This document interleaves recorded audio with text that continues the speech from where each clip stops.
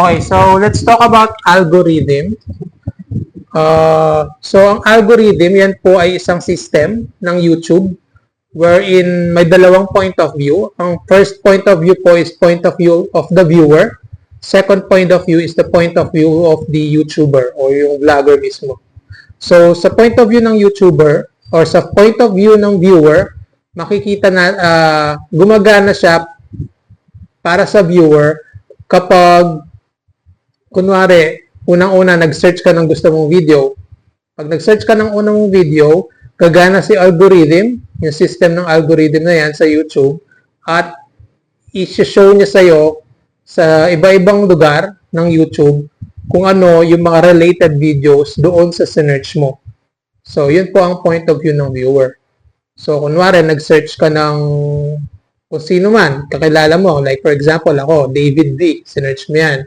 Lumabas yung vlogs ko doon. Bukod sa vlogs ko, lalabas din yung mga related video na kamukha ng mga vlogs ko doon sa iba't ibang lugar. Meron pong home, merong YouTube search, ano pa? Home, YouTube search, at saka yun lang. Home, YouTube search, at saka yun lang. Home, so meron pong dalawa, YouTube search, at saka home. Makikita nyo po doon yung mga result kapag nag-review kayo. Doon naman sa point of view ng YouTuber, ang importante po ang algorithm para magamit niyo siya. Like for example, gusto mo tumaas yung views mo, gusto mo tumaas yung mga likes mo, yung comments, yung mga subscribers, yung mga watch hours mo. So, pwede mong gamitin yung algorithm. Para magamit mo siya, kailangan mo lang alamin kung paano siya gumagana. So, paano nga ba siya gumagana? Gumagana si algorithm using data. Unang-una, yung data ng viewer mo. So, kapag yung mga viewers mo, sa back-end, makikita yung algorithm gumagana, system ng algorithm. Naka-record doon yung mga data kung ano yung mga pinapanood ng mga viewers mo, kung ano yung mga click nila, kung ano mga page, channel, binuview nila. Yan, kung ano yung mga nilalike nila, kinokomenta nila, at kung ano yung mga nakasubscribe sila. So, base dun sa mga yon, gumagana si algorithm para i-view kung ano yung gusto ng mga viewers mo. So, magsasuggest siya. So, isa pa yan. Isang lugar kung saan makikita yung algorithm is a suggestion or suggested videos.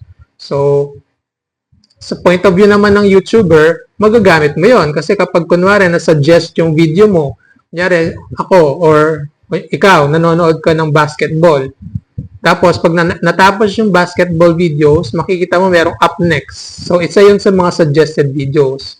So, makikita mo doon, it's either meron kang, as a YouTuber, meron kang video na related doon sa basketball, the basketball din, makikita doon sa up next. So, ganun siya. Algorithm. Nagsasuggest siya ng mga videos.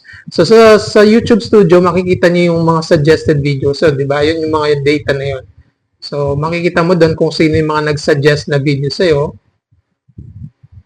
O, malay mo, clinic nila, nakalagay doon, up next, this video. Malay mo sa'yo yun. Pag clinic nila yun, edi dagdag na sa'yo yun. Dagdag view na, dagdag watch hour, or possible subscription din, subscribe, di ba? Mga ganon. So, sabi dito, the algorithm also looks at how much time they spend watching it. So, yun. So, kung ilang oras pinapanood, yung mga data na yun, kung ilang oras pinapanood ng mga viewers mo o ng mga watchers mo, yung video, ganyan, lumalabas lahat yun sa algorithm. Tapos, si algorithm mismo yung gumagana para mag-suggest kung okay ba i-suggest yung video mo sa mga viewers o hindi. So, ganun po gumagana yung YouTube. So, ganun yung malaki magagawa ng algorithm sa ating mga beginners kasi nagsasuggest siya mismo at valid na valid siya dahil si YouTube mismo ang gumawa nun. Di katulad nung tayo mismo yung nagsasuggest, tayo nagpo-post sa Facebook, tapos mga Facebook users nakakita, doon sila mag-click. Lumalabas din po yun sa YouTube Studio. Makikita nyo po doon na ang pinanggalingan nung mga viewers mo is from Facebook. Pwedeng Facebook, pwedeng Messenger, mga ganun. If you want to know about that studio or YouTube studio, you need to watch the other video that I created for the Learn Vlog, yung first one. Makikita nyo doon yung mga result ng suggested video at saka ng mga external sources. Ang sabi dito, 6 areas where the video are often found. So, hindi ko alam kung ano yung 6 areas. Ang alam ko lang, home, YouTube search. Up next. Yun, dun mo lang makikita yung mga suggested videos na alam ko. Hindi ko alam yung other 3. Kasi sabi dito 6 eh. So maybe, i-ano nyo na lang, i-browse nyo lang yung YouTube nyo at tignan nyo kung saan possible maglabas yung mga suggested videos. Kasi malaking bagay para ma-monitor mo kung gumagana ba yung algorithm sa channel mo o hindi. Diba? Okay, so next is YouTube search. YouTube search is like a search engine or a Google search. So remember kapag nag-Google tayo, dun sa search box ng Google, ta-type natin yung mga topics na gusto nating alamin o gusto nating i-search. Tapos i-enter natin. Tapos ilalabas niya yung mga different links ng websites or sources kung saan magbibigay ng info about the topic na sinesearch mo. So, ganun din yung YouTube search. Meron siyang sarili search box sa YouTube mismo. Pag nag-type ka ng gusto mong hanapin na video, like, for example, caldereta recipe. So, pag sinearch mo yun, lalabas lahat ng videos related to caldereta recipe. Mostly mga cooking videos yun o mga cooking channel. So, ganun yung YouTube search. So, malaking advantage yun, lalong-lalo na kung sa mga YouTube is isasuggest yung mga channels nyo, yung mga videos nyo, di ba? Malaking bagay yun. Lalong-lalo na kapag nandun ka sa top, sa pinakataas ng YouTube search result. Di ba? So, pag nandun ka sa taas, ikaw ang unang makikita ng nagsa-search. So, malaking posibilidad na ikaw yung i-click niya. Di ba? Ang tawag naman doon, parang SEO. Yes, meron din po kasing tawag na SEO, YouTube SEO or Search Engine Optimization. So, another topic yun. Kung gusto mo maging top yung result mo o yung channel mo dun sa search result, i-optimize mo siya. Gawan mo siya ng SEO. Sabi dito, YouTube search aims to surface the most relevant videos and channel according to what people type in the search box. So, gaya ng sample na binigay ko kanina, pag search mo yung caldereta, lalabas yung pinaka-relevant o pinaka-malapit na topic doon o na video doon sa search, doon sa content or doon sa topic na sinesearch mo. So, ang sabi dito, results aren't just based on most video or results aren't just based on the most viewed video. So hindi lang siya nakasalalay doon sa maraming viewers. Video rank from things like how well the title, description. Ito na, SEO na to. So, sa ibang way na lang. Gaya na sabi ko, meron tayong tinatawag na YouTube optimization or YouTube SEO. So, next topic na lang natin yun. Hopefully, makagawa ko ng vlog separate para dun sa YouTube SEO. So, yung ranking nun, basically, maraming factor. Na pwede siyang description, pwede siyang title, pwede siyang ano pa? Description, title, tagging, yan, mga ganyan. Tsaka backlinking. Hindi lang siya dun sa number of views. Pero kasama sa list yun, number of views. Okay? So, ito, sabi dito, para sa YouTube search, beyond that, they look at which video had driven the most watch time and engagement for a search phrase. So, for example, nag-search ka ng caldereta recipe. So, tinitignan kung ano yung mga videos na maraming nanood, tapos maraming comment, likes, engagements, mga ganon, para dun sa topic na caldereta recipe. So, ganun siya. Ayun. So, for YouTube search, may another topic dyan which is SEO. Mas marami tayo madidiscuss about it kapag SEO ang ating discuss para sa YouTube search. So, anyway, ang pinaka dapat natin tandaan dyan is algorithm right now. Ang topic natin is algorithm. So, sa isang area where makikita yung suggested videos or algorithm is sa YouTube search. Kapag nakita niyo yung video nyo doon sa result, ibig sabihin gumagana si algorithm. So part of it is SEO YouTube SEO. Ito, suggested videos. Ito yung sa up next. Like for example, nanonood ka, natapos mo, tapos makikita mo doon sa end ng video up next or kaya next, ganon. Tapos mayroong link ng video doon na susunod. Yun po ay suggested video, part of suggested video. So, yun naman is nakabase dun sa last na pinanood mo. Like, for example, na sinabi ko kanina is basketball. Nanonood ka ng basketball. Pag natapos mo yung video ng basketball na yun, makikita mo meron na namang another video na up next related sa basketball. So, yun. Ganun siya. Okay. So, ito another area to kung saan makikita yung algorithm para sa suggested videos. So, while you're watching the basketball video na sinasabi ko kanina, sa baba, merong mga videos doon, di ba? So, that's another suggested video. Pag sa mobile yan, sa mobile. Kapag sa website, sa computer, makikita nyo daw sa may side. So, nanonood ka dito ng basketball. Sa may side, meron ka makikita mga suggested videos na related doon sa pinapanood mo. So, hindi lang siya doon sa up next. So, that's one area kung saan makikita nyo si algorithm at si suggested videos.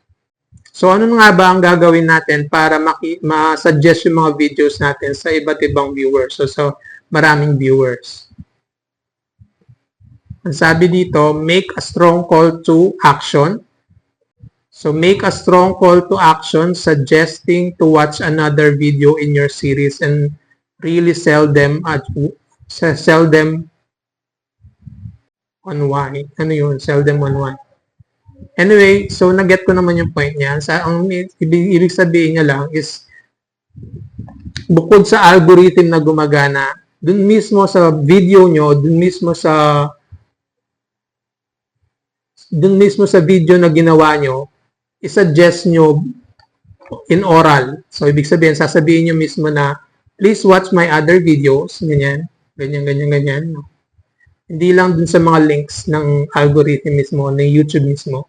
Ikaw mismo magsasuggest ka mismo sa video mo. Ayun, sabi dito, be mindful of long endings as they might delay viewers from watching more. So, instead of doing a long speech for your ending videos, mas maganda is, quick na lang siya, a quick ending, para makita nila kagad yung susunod na video at mas malaking posibilidad na i-click nila yon at panoorin. Diba? Ito. So, sinasuggest dito na gamitin daw natin yung ibang tools ni YouTube. So, sabi dito, use playlist, links, cards, and end screen to suggest the next video. So, ako gumagamit na ako ng playlist. So, every video na ginagawa ko, gaya ng sabi ko, is naka-separate sa iba't ibang playlist. Depende sa niche nila. Tapos, meron pang isang playlist na kasama lahat, kahit na anong niche nandoon. So, pag tinignan mo sa YouTube Studio ko, makikita nyo na ang pinaka-source ng mga traffic ko is coming from playlist.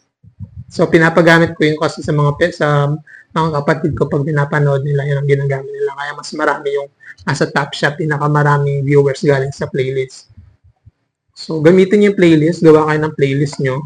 Or you can suggest your mga kilala nyo na sumusuporta sa inyo na gawa sila ng sarili ng playlist. Tapos, add lang nila yung video mo dun sa playlist nila. Pwede rin yun.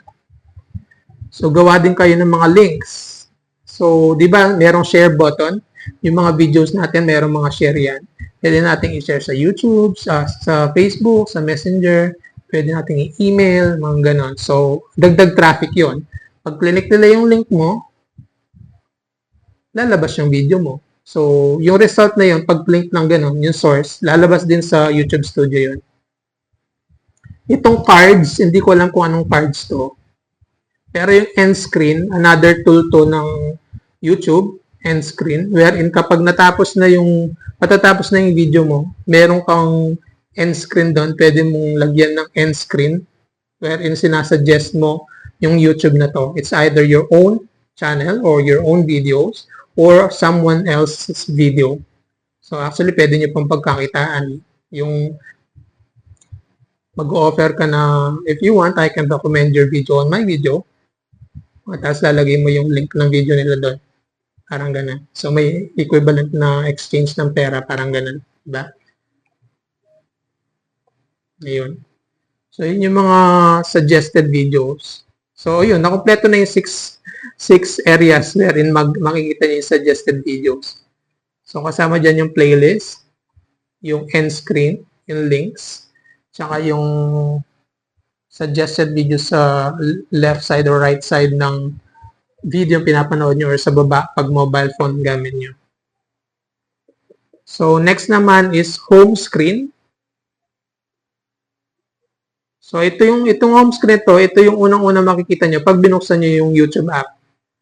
Diba? Makita nyo home, nakalagay, naka-highlight home. Tapos, iba-ibang videos na nakalagay doon. So, mostly, yung algorithm dito nyo makikita rin sa home screen na to. Kasi nakabase to sa kung ano-ano mga history ng klaseng pinanood nyo sa YouTube nyo. So, sinasuggest niya yung mga iba-ibang videos na yan. Sabi dito, the home screen show a variety of video, including videos that are new, watched by similar viewers, or from your subs. So, ibig sabihin, yung maraming watch na video, lumalabas dyan, sinasuggest ni YouTube yan, pag maraming nanood. Tapos, yung mga pinanood din ng mga subscribers mo, linalabas din nila doon sa list. So, iba-iba, variety siya. So, hindi naman lahat ng mga subscribers mo, hindi naman lahat ng mga pinanood ng subscribers mo, lumalabas doon do. Okay? Yung mga lang, selected lang. Kung gusto nyo makita yung video sa mga subscriptions nyo o subscribers nyo, punta na kayo sa subscription. Doon talaga makita nyo yung buong list ng mga videos ng mga sinubscriban nyo. Sabi dito, on home screen, the selection of videos is based on things. First and foremost, it's performance. So, kung yung performance ng video na yon is maganda, more likely makikita siya sa home screen. Sabi dito, as well as personalization. So, I think personalization is about SEO.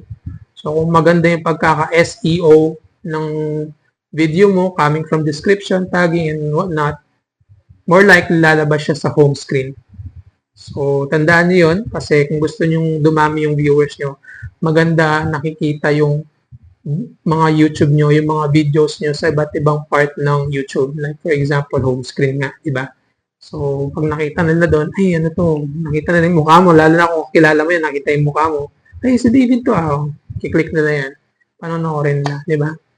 So, dagdag viewers, dagdag possible mas maraming likes, possible mas maraming subs, possible mas tumaas yung watch hours nyo, which is one target or one eligibility sa pagmo-monetize ng isang channel.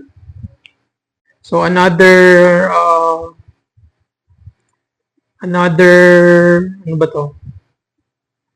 selection base para mapunta ka sa home screen is how many times we've already shown each view or each video to the viewer. So bukod sa how many times siyang pinanood, gaano katagal siya pinanood, gaano kaganda yung pagkaka-personalize ng pagkaka-SEO ng video mismo.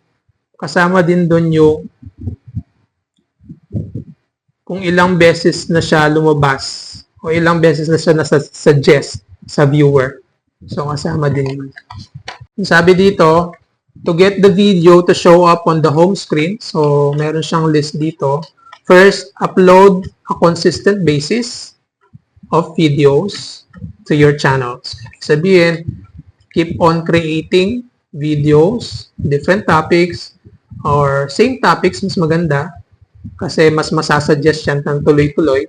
Kung for example, pare-parehong ano yan, cooking videos yan, di ba? Pagkatapos niya panonoorin itong specific video na to, since yung isa pang video nyo is kapareho ng category niya o kapareho ng niche niya, another cooking show na naman or another cooking video, malang posibilidad na masuggest yan, di ba? So, kung 10 yan, sunod-sunod na lang sila since pare-pareho sila. So, ganun po ka-importante na alam natin as a beginner kung gaano ka-importante yung niche. So, dapat meron tayong niche. Ako, dahil sa magulo ang isip ko, kunwari, ewan ko kung magulo ba o hindi, meron po ako iba-ibang niche. Meron siyang eating vlog na, wherein napakita ko kumakain ako, bukod sa kunyari nagluluto ako minsan or kumakain ako sa ibang mga restaurants, mga ganyan, dumadayo ako sa ibang lugar. Yan, so eat vlogs, tinawag ko siyang eat vlogs. Second is learn vlogs, wherein nag-share ako ng mga knowledge, kamukha nito, yung mga natutunan natin, yung mga dapat natin matandaan. Dinalagay ko sa learn vlogs. So, yan. Ano pa? Meron akong travel vlog, so I haven't started it yet, since hindi pa ako nagta-travel ulit. So, maybe in the future, hopefully, soon.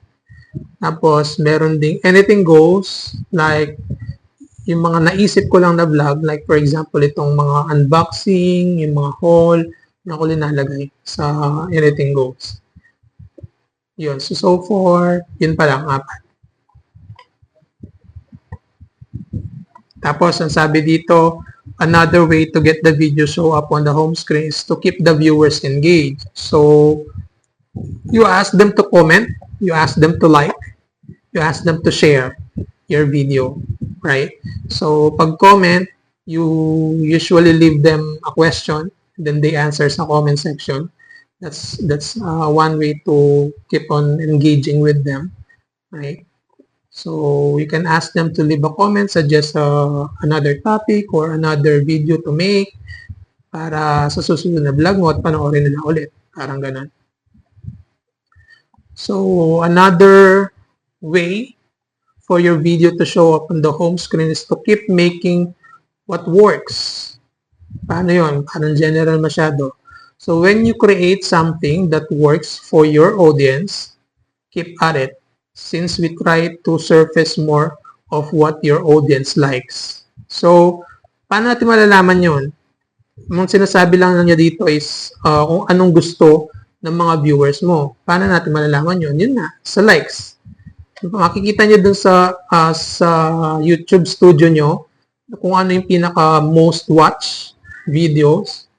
So, ganun ka-importante yung kung ganun ka-importante tignan yung o pag-aaralan kung para saan yung mga graph dun sa YouTube studio at saka kung ano yung mga dapat yung tignan doon.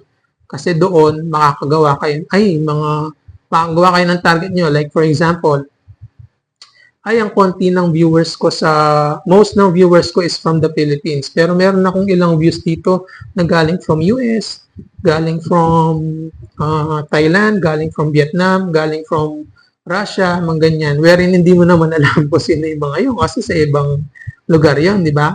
Taka-taka, bakit gano'n? So, to engage more about that or to create video more about those, baka mamaya kailangan yung maglagay ng caption para maintindihan nila. Diba? Sa international viewers natin, hindi nila naiintindihan kasi nagtatagalog tayo. So, you create caption sa English para pag napadpad sila sa channel mo at nagustuhan nila dahil naiintindihan nila, probably more chances of, and again, subscribers, likes, views, o kaya you can talk in English na lang din kung gusto nyo, di ba? Parang ganun. So, yun. So, ano pa? Okay, so don't be afraid to experiment, but do so mindfully, observing feedback from your audience. So, ayun. So, hindi lang basta-basta dumadami yung comments nyo, kailangan binabasa nyo rin yan dahil kailangan naiintindihan nyo rin or nakikita nyo rin kung anong sinasabi ng mga YouTube viewers, di ba?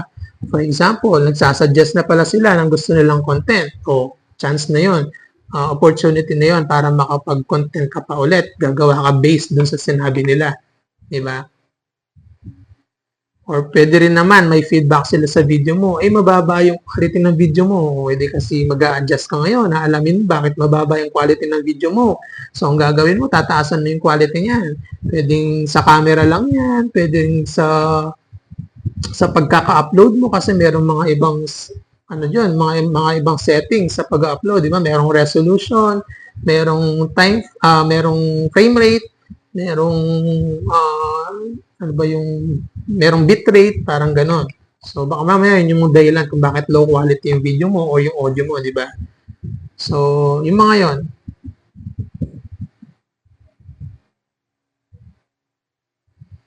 Ayun, so sabi dito yung last is give them time to adjust. So baka mamaya naninibago lang naman yung mga viewers mo. Like for example, nasanay sila dun sa mga ibang channels na ganito ang ginagawa nila at sa'yo medyo kakaiba. So ayan mo lang sila.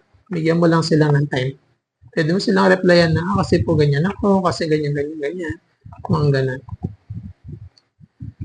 Ito po pala. So meron pa palang isang lugar kung saan pinapakita yung suggested videos wherein makikita nyo na gumagana yung algorithm. Ang tawag is trending tab. So trending tab is a list of videos that are new and popular specific to the viewer's country. Some trends are predictable like movie trailer or new song from popular artists. So, ito nakadepende sa bansa. So, kada bansa merong iba-ibang specific na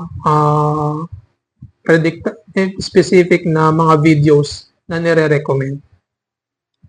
So, kunyari sa isang bansa, ang trending is basketball.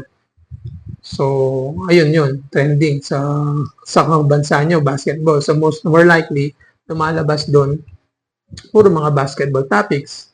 For example, dito sa Pilipinas, usong-uso ang politics, di ba? So, yan, lalabas dyan, mga puro politics. Usually, dun sa trending tab. Pero nakarelate pa rin naman sa mga gusto mong panoorin. Kasi kung di naman, wala ka namang kagusto-gusto sa politics, hindi naman talaga lalabas dyan niya kasi hindi mo naman gusto. Wala nga namang isuggest sa'yo ni algorithm or ni YouTube na panoorin mo si politics. Wala ka namang interest na panoorin, di ba? So, hindi naman ganun. So, depende pa rin sa kung anong gusto mo. Okay, so it also considers the view count of the video. So, again, yung view count, like for example, napanood. So, kinakount yun di ba? So, mas maraming views, ayan, kino-consider siya malabas sa trending tab. So, especially the rate of the growth of the views. So, gaano kabilis yung pagdami ng viewers mo. Ayan. So, isang consideration yan para mapasok yung video mo sa trending tab. So, ibig sabihin, mas maraming viewers na nanonood sa iyo per hour, mas more likely, mas lalabas yung video na yun sa trending tab.